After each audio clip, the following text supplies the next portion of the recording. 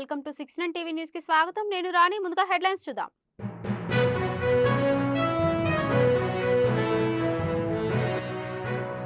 ప్రముఖ సినీ నిర్మాత దిల్ రాజు కు కీలక పదవి. Telangana film development corporation chairman గా నియమించిన తెలంగాణ ప్రభుత్వం.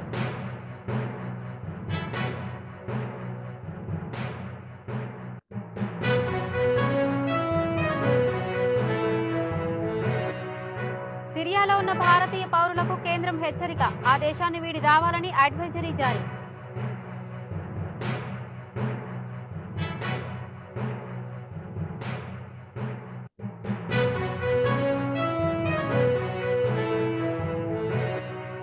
చార్మినార్ వద్ద ప్రజాపాలన, ప్రజా విజయోత్సవాలు. హాజరైన మంత్రి పొన్నం ప్రభాకర్, ఎమ్మెల్యే దానం నాగేందర్.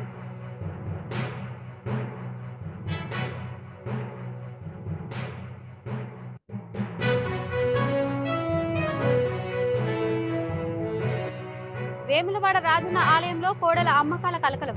ఓ మంత్రి సిఫారుతో 49 కోడెలను అక్రమంగా విక్రయించిన ఆలయ ఈవో.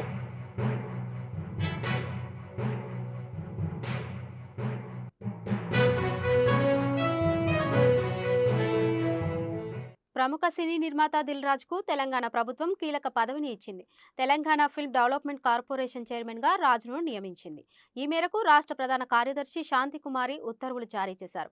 ఈ పదవిలో ఆయన 2 ఏళ్ల పాటు కొనసాగుతారు. కాగా గత ఎన్నికల్లో దిల్ రాజు కాంగ్రెస్ తరపున ఎంపీ లేదా ఎమ్మెల్యేగా పోటీ చేశారని వార్తలు వచ్చాయి.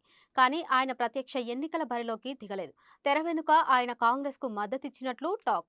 ఇప్పుడు కాంగ్రెస్ సర్కార్ దిల్ రాజుకు కీలక బాధ్యతలు అప్పగించింది.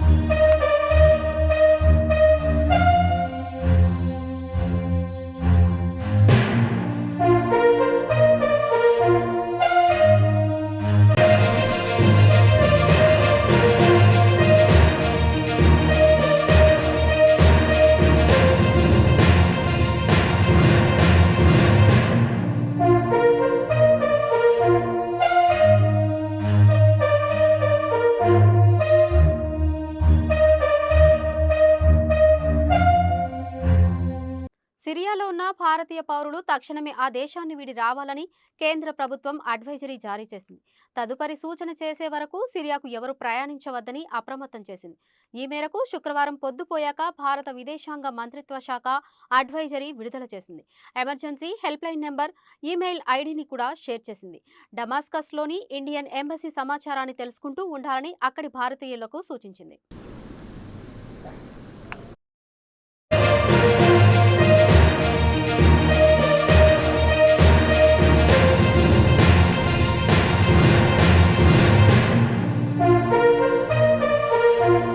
मेरे मित्र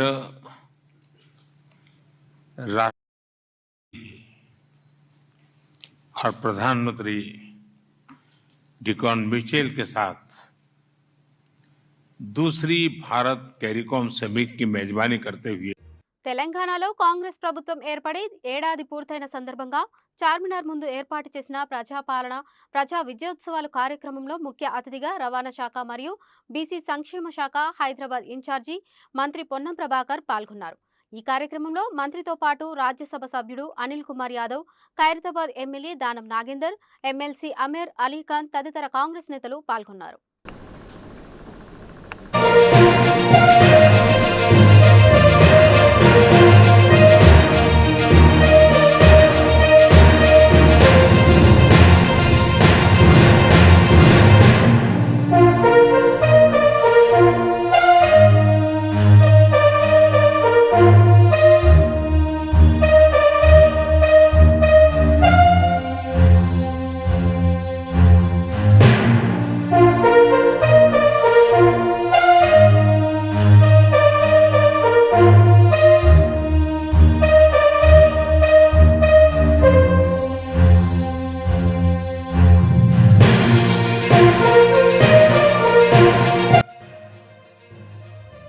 హైదరాబాద్ అంతా బ్రాండ్ ఇమేజ్ కాపాడాలని, హైదరాబాద్ ప్రజలు సుఖ సంతోషాలతో ఉండాలని, హైదరాబాద్ నగర ప్రజలకు సంబంధించి మొన్ననే హెచ్ఎండిఏ, జిహెచ్ఎంసీ తదితర శాఖలకు సంబంధించి దాదాపు 7,000 కోట్ల రూపాయల యొక్క పథకాలను ప్రారంభించుకున్నాం, శంకుస్థాపన చేస్తున్నాం. రాబోయే కాలంలో హైదరాబాద్ ప్రజలకు అనేక రకమైనటువంటి కార్యక్రమాలు తీసుకొని ప్రజా సమస్యలు పరిష్కరించే ఆలోచనతో పోతున్నటువంటి ప్రభుత్వం. కొన్ని ఉండొచ్చు, ఇంకా ఎన్నికల హామీలలో కొన్ని ఇంకా జరిగి ఉండాల్సింది. కానీ మమ్మల్ని అడుగుతున్నటువంటి భారతీయ జనతా పార్టీ నడ్డా గారు వస్తా ఉన్నారట, తరూరు నగర మీటింగ్ పెడతా ఉన్నారట.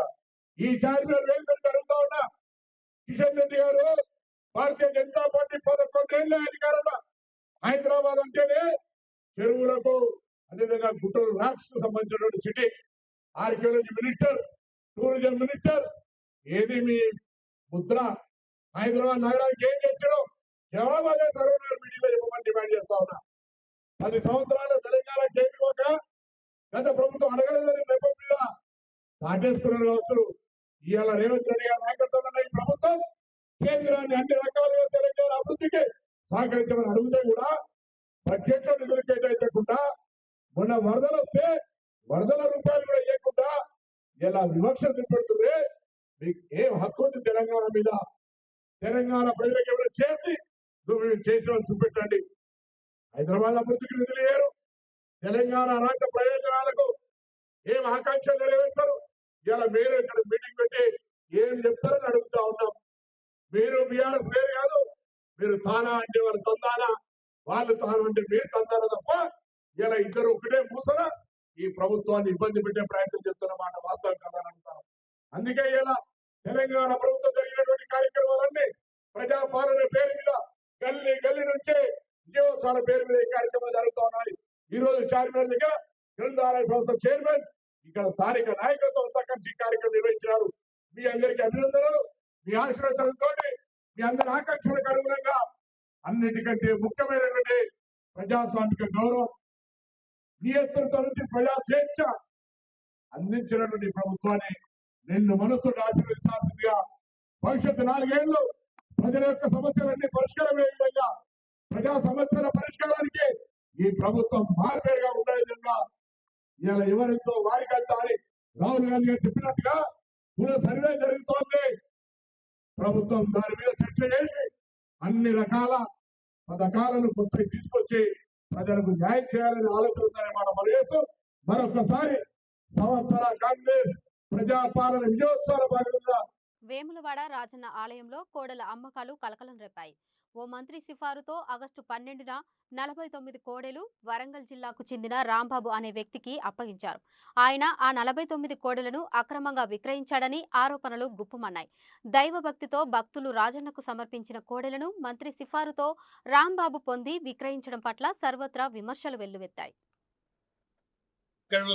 ఉద్దేశంతో ఈ మధ్యకాలంలో రైతులకు ఇద్దామనే ఆలోచన ప్రభుత్వం వచ్చిన తర్వాత అది రైతులకు ఇవ్వడానికి చేసిందా లేకుంటే కేవలం కాంగ్రెస్ పార్టీ కార్యకర్తలకు ఇవ్వడానికి చేసిందా అర్థమైంది. 100 ఏళ్ల చరిత్ర కలిగిన నిజాం సాగర్ పర్యాటకానికి పూర్వ వైభవం తీసుకొచ్చేందుకు ప్రణాళికలు రూపొందిస్తున్నామని పర్యాటక సాంస్కృతిక శాఖ మంత్రి జూపల్లి కృష్ణారావు అన్నారు. పర్యాటక ప్రమోషన్లో భాగంగా మంత్రి జూపల్లి కృష్ణారావు నిజాం సాగర్ ప్రాజెక్టును సందర్శించారు. నిజాం సాగర్లో ప్రాచీన కట్టడాలైన గోల్ బంగ్లా, గుల్గస్తా బంగ్లా, విఐపి గార్డెన్, స్విమ్మింగ్ పూల్ తదితర కట్టడాలను జుక్కల్ ఎమ్మెల్యే లక్ష్మీకాంతరావుతో కలిసి పరిశీలించారు.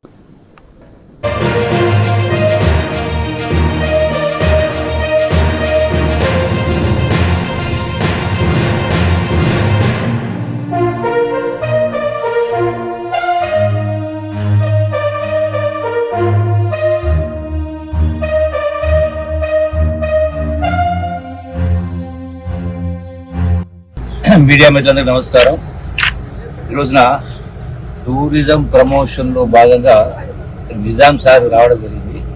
ఈ నిజాం సాగర్ చూసిన తర్వాత అది చాలా సంతోషంగా ఉంది. ఎందుకంటే అద్భుతమైనటువంటి వాతావరణం, అది కూడా 100 సంవత్సరాల క్రితం ఆనాడు సాంకేతిక పరిజ్ఞానం లేని శతాబ్దం కింద కట్టినది చెక్కు జరగకుండా పర్ఫెక్ట్గా పక్కా ఉంది.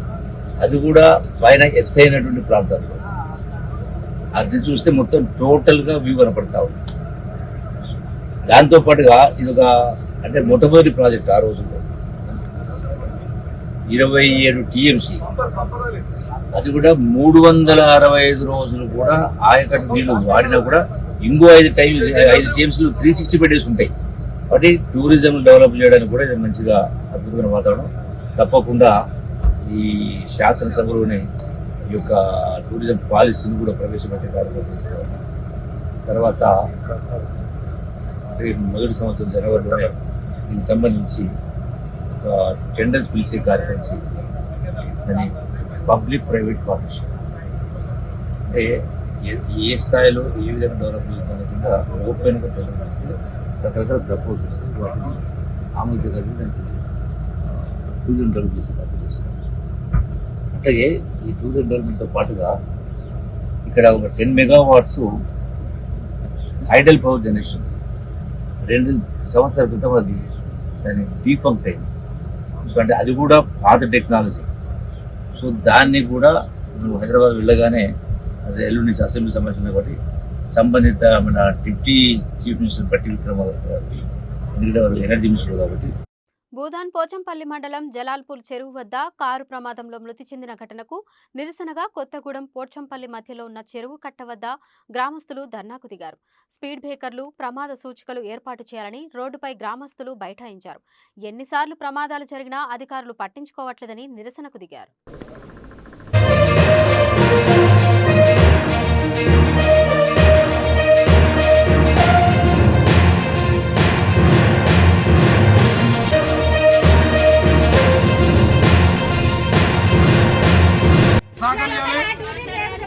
అట్లా ఇగో ఈ కప్రే పిల్లలు అలా భవిష్యత్తు ఎంతో ఇంకా చాలా ఉండే. అట్లా రావాలి రావాలి రావాలి రావాలి రావాలి రావాలి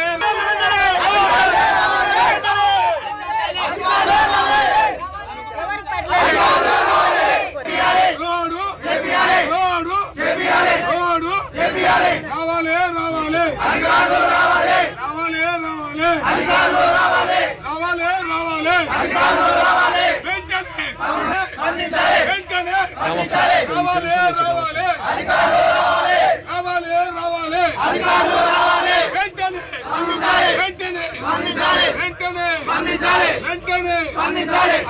సంగారెడ్డి జిల్లా రామచంద్రపురంలో సౌత్ ఇండియా షాపింగ్ మాల్ వారి 37వ షోరూంను హీరోయిన్ శ్రీలీల ప్రారంభించారు. మాల్ సంస్థ డైరెక్టర్లైన సురేష్ సీర్నా, అభినయ్ రాకేష్, కేశవ్ స్వాగతం పలికారు. అదే సమయంలో బీహెచ్ఈఎల్ ప్రాంతంలో వస్త్రప్రియుల అభిరుచులను దృష్టిలో ఉంచుకుని విశేష సేవలు అందిస్తున్న సౌత్ ఇండియా షాపింగ్ మాల్ వారి అంకిత భావాన్ని ప్రశంసిస్తూ కొనుగోలుదారులందరికీ సంస్థ డైరెక్టర్లు హృదయపూర్వక కృతజ్ఞతలు తెలిపారు.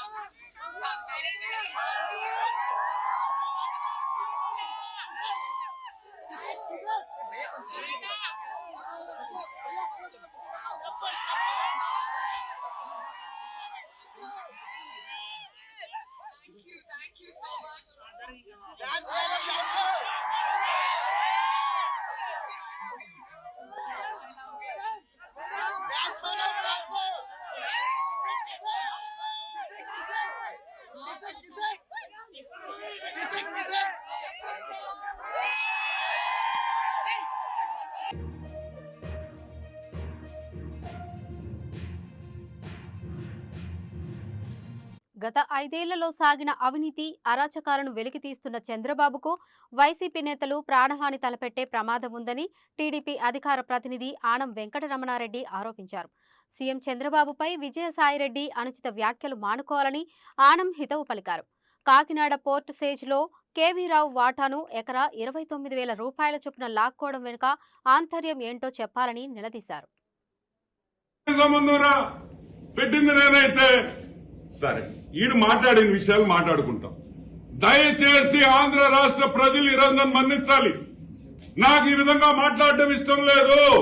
కానీ నిన్న విజయసాయి రెడ్డి, పొట్టి సారాయి రెడ్డి వాడిన భాష చాలా అసహ్యంగా, ఒక ముఖ్యమంత్రి హోదాలో ఇన్నిసార్లు ముఖ్యమంత్రి అయిన వ్యక్తిని అతను మాట్లాడిన విధానం సరిగ్గా లేదు. కాబట్టి ఆ భాషలోనే నేను మాట్లాడదలుచుకున్నాననే విషయం మిమ్మల్ని అందరికీ గుర్తు చేస్తున్నా. నేను క్షమాపణ కూడా అడుగుతున్నా. క్యాస్ట్ బడీస్ అన్నాడు అంటే ఏంది? కులం బంధువులు. క్యాస్ట్ బడీస్ అంటే కులం బంధువులు. ఒరే, నీకన్నా కులం లేనోడివి నువ్వు ఒక రెడ్డివే కాదు, నీ ముఖ్యమంత్రి ఒక రెడ్డి కాదని అందరూ చెప్తుంటారు, నాకైతే తెలియదు. కానీ నేను అడుగుతున్నా, ఒరే మీ పులివెందలోళ్ళు, కడపలో పులివెందల నీ చెంచాగాళ్లు సజ్జల రామకృష్ణారెడ్డి, ధనుంజయ రెడ్డి, వైవి సుబ్బారెడ్డి, వెంకట్రెడ్డి, కరుణాకర్ రెడ్డి నీ బంధువులు. నువ్వు ఫస్ట్ నుంచి పింపుగా ఉన్నావు కాబట్టి నువ్వు, నీ శరత్ రెడ్డి, ఎవడ్రా వీళ్ళందరా? నువ్వేమన్నా రెడ్డి కులంకి న్యాయం చేసావా మిగతా వాళ్ళకి? నువ్వు కులం గురించి మాట్లాడతావు, దరిద్రుడా. నువ్వేం చేసావు రెడ్లకి?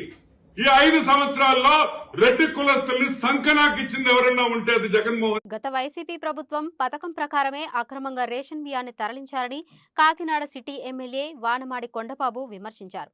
కాకినాడ జిల్లా తెలుగుదేశం పార్టీ కార్యాలయం ఏర్పాటు చేసిన మీడియా సమావేశంలో కొండబాబు మాట్లాడుతూ, రేషన్ బియ్యం అక్రమంగా తరలించడంలో ప్రధాన సూత్రధారి అప్పటి కాకినాడ సిటీ మాజీ ఎమ్మెల్యే ద్వారంపూడి చంద్రశేఖర్ రెడ్డి, అతని తండ్రి భాస్కర్ రెడ్డి, తమ్ముడు వీరభద్రారెడ్డిలని ఆయన అన్నారు. వీరికి అప్పటి సీఎం జగన్ సహకరించాడని, రేషన్ బియ్యం అందించే వాహనాల ద్వారా వీటిని సేకరించి విదేశాలకు తరలించి అక్రమ వ్యాపారాలు చేశారన్నారు. అక్రమాలన్నీ కూడా ఆధారాలతో చూపుతుంటే కక్షాదింపులు అంటారండి. ప్రజలారా మీరు అర్థం చేసుకోవాలి. ఈరోజు ఈ రాష్ట్రంలో అనేక అన్యాయాలు, అక్రమాలన్నీ కూడా ఈరోజు వాస్తవాలతో చూపి ఈరోజు ముందుకెళ్ళడం జరిగింది. మీరు కక్షాదింపులు చేస్తారు. గతంలో మీరు చేశారు కక్షాదింపులు. ఏ తప్పు చేయకుండా తప్పు చేసినట్టుగా చూపించి జైల్లో పెట్టారు చాలామందిని. అచ్చెన్నాయుడు గారిని ఏ ఉద్దేశంలో పెట్టారని మీరు రాష్ట్ర ప్రజలకు మళ్ళీ ఒకసారి తెలియాలి. మీరు కక్షాదింపులు అంటారు కూడా మీకు తెలియాలి. ఆయన ఒక లెటర్ రాశారు. లెటర్ రాస్తే ఆయనే అవినీతి చేశాడని చెప్పి జైల్లో పెట్టారు. మీరు ఒక మంత్రికి ఏదో లెటర్ రాస్తే అది మీరు చెప్పిందే కదా. అది కొల్లి రవీంద్ర ఒక ఫోన్లో ఏదో మాట్లాడారని చెప్పి ఆయన జైల్లో పెట్టారు. ధూళిపల్లి నరేంద్ర గారిని, ఏమండి, అలా ఎంతోమందిని జైల్లో పెట్టారు. మీరు జైల్లో పెట్టడమే కాదు, సాక్షాత్తు మా చంద్రబాబు నాయుడు గారిని జైల్లో పెట్టారు ఎటువంటి తప్పు చేయకుండా. అవి కక్షాదింపులు మీరు చేసినాయి.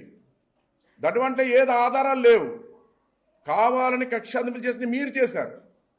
కానీ మేము అలా కాదే, ఈరోజు ఆధారాలతో చూపిస్తున్నాం అన్నీ కూడా. ఈరోజున ఆ రోజు మా నాయకులనే కాదండి, ప్రజల మీద కూడా కక్షాదింపులు చేశారు. మీరు ఎంతోమందిని ఉద్యోగస్తులను మాట్లాడితే జైల్లో ఇబ్బందులు పెట్టారు, కేసులు పెట్టారు. సామాన్యులు మాట్లాడుతుంటే ఈ ప్రభుత్వం అన్యాయం చేస్తుందంటే వాళ్ళ మీద కేసులు పెట్టారు. అలాగా ప్రజల మీద కక్షాదింపులు చేశారు. ఆనాడు మా నాయకుల మీద కక్షాదింపులు చేశారు, అందరి మీద కక్షాదింపులు చేశారు. మేము చేస్తున్న కక్షాదింపులు కాదు, వాస్తవాలు ముందుంచుతున్నాం. ఆ వాస్తవాల ప్రకారంగా మీకు ఈరోజు అన్నీ బయటకు వస్తున్నాయి. దాని మీద మీరు భయపడుతున్నారు. ఉదాహరణ తీసుకుందాం. ఈ రాష్ట్రంలో అనేక సందర్భాలు అనేక జరుగుతున్నాయి, మీరు అన్నీ చూస్తున్నారు. ఈ రాష్ట్రంలో మన కాకినాడ తీసుకుందాం. మనం ఉదాహరణ తీసుకుందాం. దోరంపూడి చంద్రశేఖర్ రెడ్డి ఎమ్మెల్యే ఉన్నప్పుడు ఎన్ని అన్యాయాలు చేశాడండి, అక్రమాలు చేశాడండి. అత్యవసర పరిస్థితులు, సంఘ విద్రోహ శక్తుల అణచివేత, ప్రకృతి వైపరీత్యాలు వంటి సంభవించినప్పుడు పోలీస్ బలగాలతో పాటు సమానంగా ప్రజారక్షణ, సమాజ శ్రేయస్సు కొరకు ముందుండి తమ సేవలను నిస్వార్థంగా ప్రజలకు అందచేయడంలో హోంగార్డుల పాత్ర ఎంతో కీలకమైనదని కాకినాడ జిల్లా ఎస్పీ విక్రాంత్ పాటిల్ కొనియాడారు. 62వ హోంగార్డ్స్ యూనిట్ అవతరణ దినోత్సవం పురస్కరించుకుని కాకినాడ జిల్లా పోలీస్ పెరేడ్ గ్రౌండ్స్ లో ఏర్పాటు చేసిన కార్యక్రమానికి ఎస్పీ ముఖ్య అతిథిగా హాజరయ్యారు. ఈ సందర్భంగా ఎస్పీ మాట్లాడుతూ 1962 చైనా యుద్ధ సమయంలో భారతీయ సైన్యానికి వీరు అద్భుతమైన సేవలను అందించారని అన్నారు.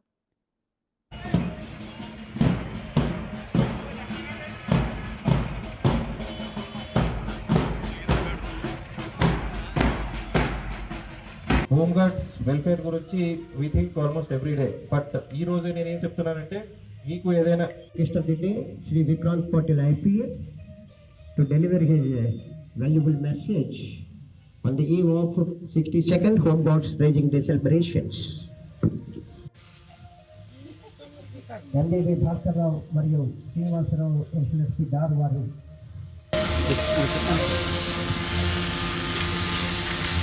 జ్ఞాపకులు బలపరుస్తున్నారు.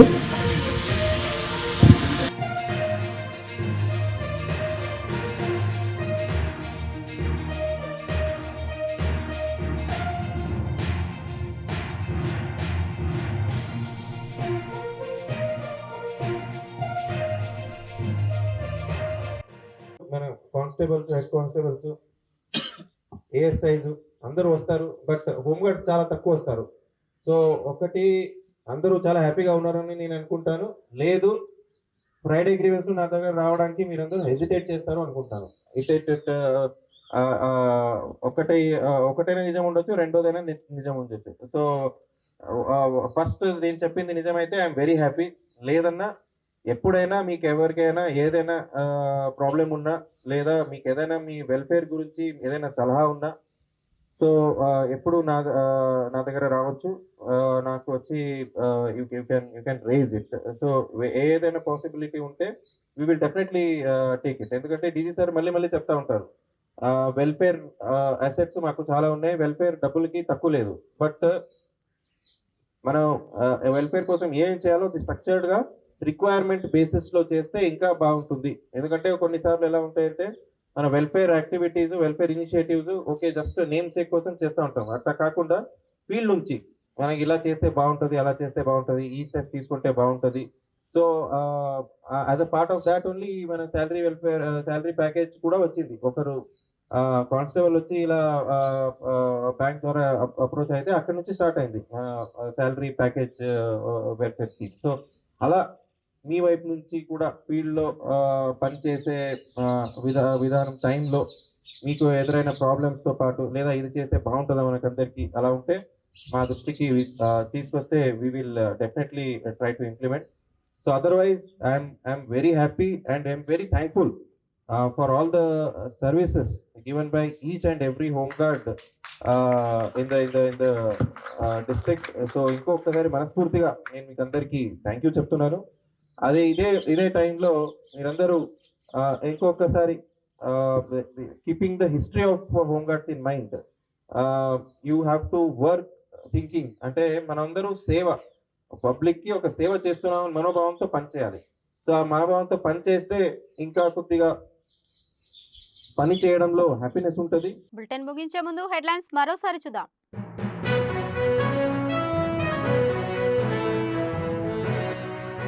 ప్రముఖ సినీ నిర్మాత దిల్ రాజు కు కీలక పదవి.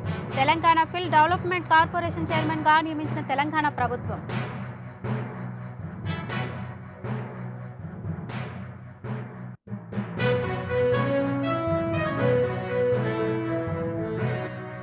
సిరియాలో ఉన్న భారతీయ పౌరులకు కేంద్రం హెచ్చరిక. ఆ దేశాన్ని వీడి రావాలని అడ్వైజరీ జారీ.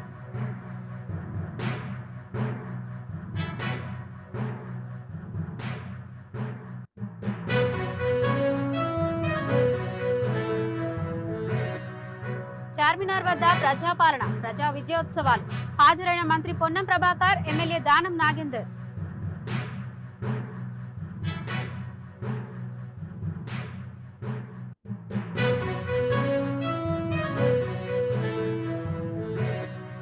వేములవాడ రాజన్న ఆలయంలో కోడెల అమ్మకాల కలకలం. ఓ మంత్రి సిఫారుతో 49 కోడెలను అక్రమంగా విక్రయించిన ఆలయ ఈవో.